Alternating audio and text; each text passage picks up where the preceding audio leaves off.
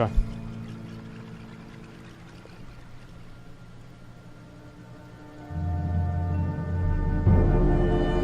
Hey guys, what's up? Mad Season here, back with another episode Is this the Grand in the Hardest Marshal Grind grind series. No, not that kind Let's of grinding. In the last episode, we went over the Insane title in its original form, pre-Cataclysm.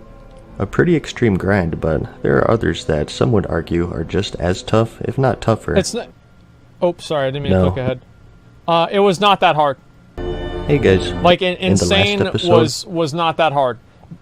But I did do it after Shendalar got removed. Insane on day one was extremely difficult to do, though. We went over the Insane title in its original form, pre-Cataclysm. A pretty extreme grind, but there are others that some would argue are just as tough, if not tougher. Okay. So, in no particular order, here's 5 more. First up, we have the Winter Saber Trainers, pre-Cataclysm. Okay. This is an Alliance-only faction, this is which actually in its original state, if you grinded out reputation with them until you were exalted, you would get the Winter Spring Frost Saber mount. Since Cataclysm, you can just do a daily quest 20 times to obtain the mount, but there was a Draenei on my server that had this mount before they made the change. It was absolutely disgusting. Before then, it was much more grindy. You of course started at neutral and had just one repeatable quest called the Frost Saber Provisions.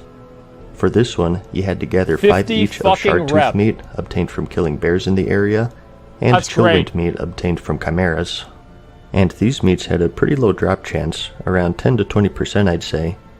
But completing this gave you 50 rep each, and the way the whole reputation worked was that you could unlock more repeatable quests the higher reputation levels you obtained. Yep, I did this. So, at 1500 points into neutral, I didn't do it you unlocked another one called the Winterfall Intrusion, which required you to kill 5 each of Winterfall Shamans and Ursas in a Furbolg village to the south. Again, repeatable infinitely, and it gave you 50 reputation per turn-in. The last unlock was at the Honored level, called Rampaging Giants. I did this a lot. This required you to kill 8 elite enemies at the other end of the map. 17 million damage. It did give an extra 25 reputation, but the difficulty of the enemies and the travel time made it too slow. This is fucking hard to do. As a result, people usually just stuck with the first 2, and the general strategy was to head to the Furbolg village, and on the way there and back, kill any bears and chimeras you saw to try to complete the meat quest, and just rinse and repeat that about 800 times until you were exalted. Now, this did vary depending on... I did this back in the day. It was really fucking hard. It was extremely annoying, and it's the way it goes, obviously, but I remember whenever I was trying to be really efficient with this, I actually put my Hearth in Everlook so I could save about 5 minutes every hour. That's how insane this grind was. It was fucking ridiculous. And how crowded things were. Claim you did everything. Well, I mean, it's on my armory. It's not like it's a secret if I did this or not. If the village was constantly camped, it was probably worth trying to kill those elites all the way on the other end of the map. Easier said than done though if you're talking current content. So, that's a lot of grinding to say the least. Next, let's go over one that only takes 1 kill. It's our first non-reputation grind, and that's the time-lost Proto-Drake. Yep. That sounds pretty easy. Just 1 kill. He spawns in the Storm Peak zone in Northrend, and he even drops a mount at a 100% Everybody chance. has this mount nowadays. So, what the heck is he doing on this list? Well, for a few reasons. One is, he doesn't spawn at any one location. There are a few different eligible... Think about this. Greek got this mount. Like, you know what? Let me show you guys. Look at this right here. Time Lost Proto Drake. 7 years ago. Greek God X.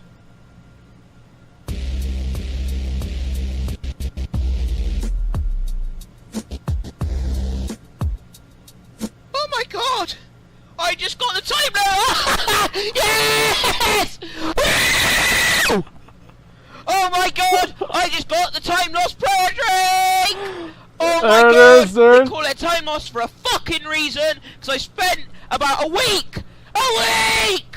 Yeah! Just imagine him doing like this.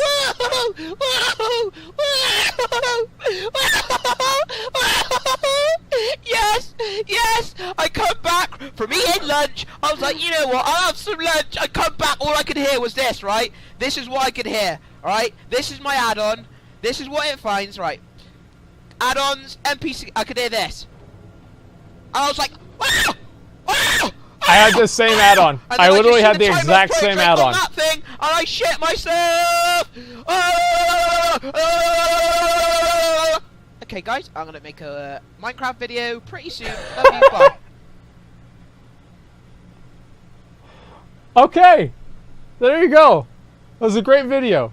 So yeah, Greek God X, the WoW legend, he actually almost got the Time Lost Proto Drake before me. Actually, he might have. He might have gotten the Time Lost Proto Drake before I did. I really hope that's not the case. I've been farming it for 10 years. I still don't have it. Then you haven't been farming it for 10 years. Spawn points. And he doesn't sit still. He patrols the area on a set flight path, and you have to keep an eye on about 50% of the zone. He also has a respawn timer that varies between 8-ish to 20-ish hours. It seems random. Okay. But he doesn't always spawn. He actually shares a spawn with another flying dragon called Viragosa, and no one cares about her really. It's also not a 50-50 chance.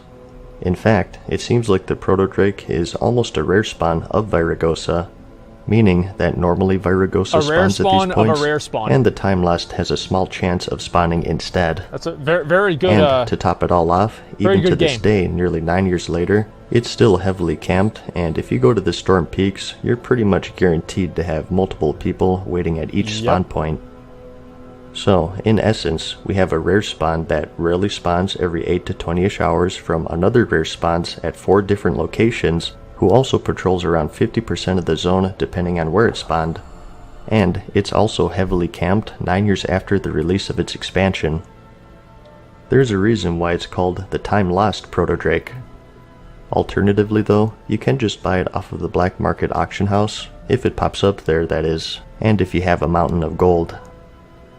Next. That's a joke, okay? Like getting a Time Lost Proto Drake. Here's what I would do to get the Time Lost Proto Drake. I would literally just go AFK. Like that's the only thing. I went AFK for long enough and the mount eventually spawned. Like it wasn't really a grind, you just had to sit there for a long time. And our spawn time was nerfed? I don't even fucking know, because nowadays, if one person tags the Time Lost Proto Drake and you're in a group of 5 people, all 5 people get the mount. You guys might not know that, but yeah. So you should farm the Time Lost Proto Drake in groups of 5. That way everybody gets the mount. We have some PvP reputations, and this is where people's experiences may have varied. Oh, they changed it? Okay, specifically, I wanted to talk about the Arathi Basin reputation, which is the League of Aerithor for Alliance and Defilers for Horde. This was a joke, and dude. the Warsong Gulch reputations, which were the Silverwing Sentinels for the Alliance and Warsong Outriders for Horde. At most again, 500 hours. Talking pre-Cataclysm here, these took a very, very long time to grind. I think they still take a decent amount of time to get to Exalted, but before the release of Crossrealm Battlegrounds way back when, it was ridiculous. In my case specifically, I was on the Khadgar server on the Alliance side, and we vastly outnumbered the Horde in population. It was not hard. As a result, it wasn't uncommon for queue times to be hours long even during prime time, and to top it all off, we sucked. To get reputation with these factions, you had to cap flags in the Warsong Gulch, or get a certain amount of resources Each flag in the cap was 35 rep, I believe. And in the case of my server for the Alliance, 35. It was nearly impossible. 2-hour-long queues, and a lot of the time, no reputation. The only thing that made it possible was that, back then, you could get these tokens for playing the battleground. If you won, you got 3, and if you lost, you only got 1. And, correct me if I'm wrong here, but I believe you could turn in 3 at a time for a bit of honor and a small amount of reputation. You got 100 reputation. And in my case, that was the main way of grinding it out, since we very rarely won either battleground. The reason why it says 2.1 billion is that was the max integer number in WoW back then, and that was the case until I think Warlords of Draenor, and then that's whenever they were able to change it. And yeah, that's because the reason I know that is that's how like Raw Den like got bugged out because his health went higher than that, and that's why all of the bosses before then, or sorry, after then in Siege of Orgrimmar, for some reason or another, had under that number health. These marks were removed a while ago in the Wrath of the Lich King expansion, I believe. So, this was definitely a case-by-case basis. For my situation specifically, if you were Horde on my server, you definitely had an easier time. Fast queue times and easy wins most of the time. Easy. Or if you just waited until post 1.12, which is when they released the Crossrealm Battlegrounds. Even still though, it was pretty insane. It's hard to say which one is harder. Overall, the Arathi Basin rep comes slower I think, but you got reputation per X amount of resources, so you were at least guaranteed some rep, unless you just got 5-capped right away. I would say Warsong was the hardest. There was always a possibility of 5-capping the other team. Yep. If you don't know, this makes the battleground go by at lightning speed, so it was very server dependent. For the Warsong Gulch, on the other hand, it was flag captures, so you could come out empty-handed. Yep. And to top it all off, initially there wasn't a time limit, so you could have games that would go on for hours. And each flag cap was 35 reputation. For neutral to exalted, that's 1200 flag captures, or 400 wins. So, even with fast queue times and easy wins, that's a headache right there. Well, you would turn into tokens too, which gave you a lot. A lot of people ask why I have such a random looking transmog, as well. And in the case of the tabard, it's sort of a memento of one of the hardest grinds I ever did in the game. Yep, I have it. It's the Silverwing Sentinel tabard, it's not a big deal. Which required exalted with the Silverwing Sentinels. It's a joke. Yeah, I probably played a little too much back then. No. In the case of Warsong Gulch, things have been made a bit easier over the years. You now get more reputation with flag caps, and the new Warsong Scramble Brawl I heard is a really fast way to max it out quickly. Anyways, who could forget the granddaddy of all PvP grinds, the rank 14 grind? Before the Burning Crusade, the whole PvP system for World of Warcraft was a little different. This is really To get the best gear, you had to ascend a ladder of sorts. This ladder had 14 rungs, but to climb it, it would take months, and while doing so, members of your own faction on your server are trying to knock you off of it. So, there were 14 ranks listed here, and the higher rank you achieved, the better rewards you got, with the whole epic quality weapon and shield. Let's see, what? Holy shit. Wait, 9 got a battle standard? That sucks! Wow. Holy Grail as a purple armor set, and even a weapon at ranks 12 through 14. Epics were much harder to come across back then, so this was actually a really big deal. And the weapons in particular were really good, even being superior to the Blackwing Lair gear. For the most part anyways. But to get them, you had to farm a virtual currency called honor points, something you're most likely familiar with by now. We have it now. Everyone wanted them, which was the main problem. Rank 3. And that's because you not only competed against the enemy faction by killing them for honor, but also members of your own faction as well, because the only way to rank up was to get more honor than them.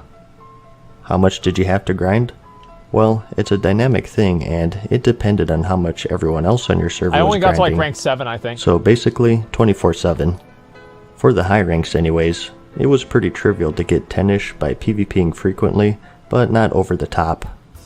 That's because for each rank, the top X percentage of players who PvP'd for that week would rank up, and this percentage got smaller and smaller the higher the rank, top 0.1%. all the way down to 0.1%. So it's basically for rank 1 Gladiator.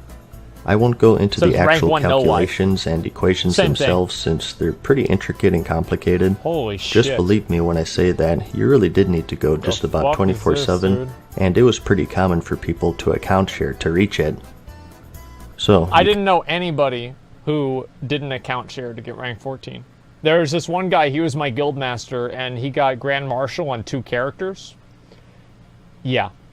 He got Grand Marshal on 2 characters, and he had a brother who couldn't speak English. And he would just have the brother who couldn't speak English play the game for him. And he would play while he was at work. While he was even in meetings at work. He would have the brother play while he was driving home. And at some point, I think he was actually playing the game while he was driving home. I'm not sure really how that happened, but somehow that's what he said. So somebody told me. This guy would basically never go offline. Grand Marshal on 2 characters. Constantly wanted to be queued for Battlegrounds, and while in queue, World PvP. And to make matters worse, there was something called dishonorable kills back then. You would get these by killing low-level quest givers and vendors of the enemy faction, and they would have a negative impact on your current honor rank. This was so fucking bad. They were very easy to kill by accident in the chaos of World PvP, and you had to be so careful or you'd lose a day of progress in one button. And even if a party member killed one, you too got credit for it. So if all of this wasn't ridiculous enough, awful. if you can actually believe it, initially to continue using these weapons and armor, you had to retain your rank. So even if you completed this insane grind, you were still competing with your server, and if you didn't PvP, you would D-rank, and thus be unable to use your weapons and armor. Wait, what? Really? What, really? I don't remember that. I don't remember that at all, dude. Until they changed it. Oh, okay, well, whatever. Luckily, though, they came to their senses on that one and made it so you just needed to reach the rank to buy the gear. That's good. And from then on, if you D-ranked, you could still use it. Now, I know it's an arguable thing, but personally, I think the rank 14 grind was the biggest grind to ever have existed in the game. Say what you want about the insane title and all of these rep grinds, at the end of the day, you can make progress with them. With this PvP system, even if you grind your butt off all day, you could even lose progress if others just happen to play more than you. That last bit or whatever. I PvP'd enough to get exalted with the Warsong Gulch on my lopsided server, and still, the highest I got was rank 10, so that should tell you how bad the grind was. But that's about it for this one. Tell me As always, I hope you found the video interesting or entertaining. Yeah, I mean, like it if you liked it, and I'll see you in the next one. Peace. Okay. Farewell for now, mortals. So I would say that probably the hardest grind in my mind would be, let's go get S-Font. So I would say just like in general, like what would be like the hardest grind? I think 54 like traits on your artifact weapon was pretty hard. Let's see, what else besides that? Wait, well no, I mean like getting 54 traits took like 300 mods. Like I'm not saying it was harder than Grand Marshal, I'm just saying like that was a pretty hard grind. Let's see, what else beyond that? Yeah, your Azurite Knight can't see 54 traits. I'm not saying it was harder.